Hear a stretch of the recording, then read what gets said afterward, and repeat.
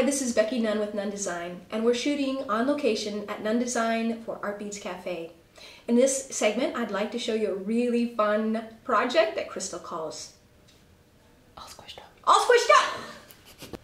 I'm going to show you the project All Squished Up. We're going to be making something similar to these projects right here, where we use the crystal clay or epoxy clay right inside of the different bezels. We use the squisher to give it that texture, and then we're going to use some Gilders Paste over the top of it. So what you'll need for this project, I'm going to be using the ornate bezel, the brooch. You'll need some epoxy clay, Gilders Paste, and a clay squisher. I also have some baby powder over here, and I also have a Q-tip for applying my Gilders Paste.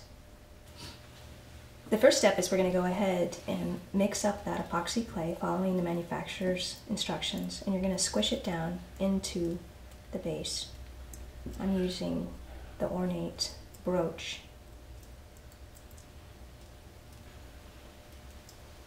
So go ahead and squeeze it down inside of there, and I can already tell that I don't have enough epoxy clay inside of here.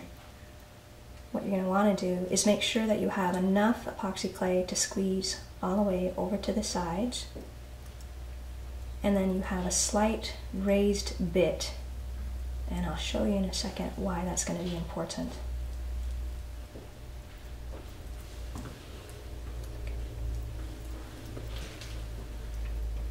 You're going to want to have that slight raised bit so when you actually go to press it down onto the squisher, you can get all of the piece, giving a design. So you would go ahead and mix a little bit more epoxy clay and add a little extra height. But I'm going to go ahead and show you what not to do, sort of. And then I went ahead and put a little bit of baby powder on my squisher, and this is what allows it to go in and down into those crevices, but then also release.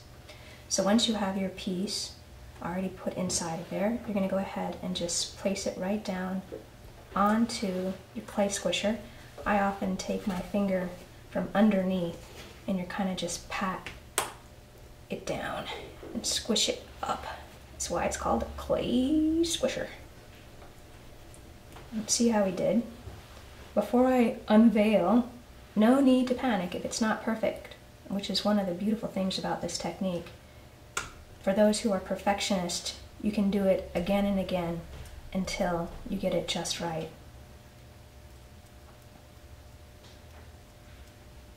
In this piece over here, I did get a pretty good impression inside of there, and I had already set my piece aside and let it dry thoroughly. It takes about 12 to 16 hours for the clay to fully cure.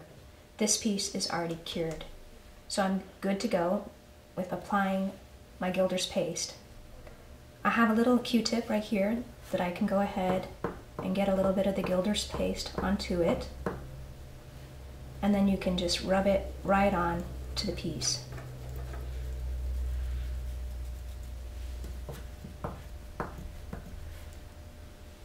As you can see, I have a little bit of the baby powder still in my piece, and I might have wanted to take my, you can just use a baby wipe and go right over it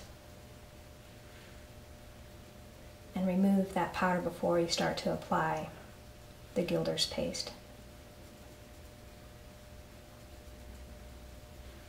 And there are a lot of things that you can do with this look. You can put the first layer of the Gilders Paste down and press it down all into those crevices and then wipe away the excess, leaving just that brown on top.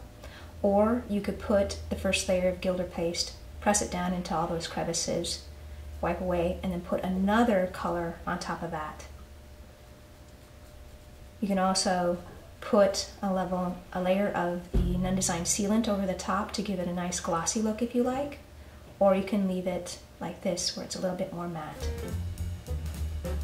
So that's an example of one of the projects that you can do using the squishers and squishing it all up. This is Becky Nunn for Artbeads Cafe on location at Nunn Design.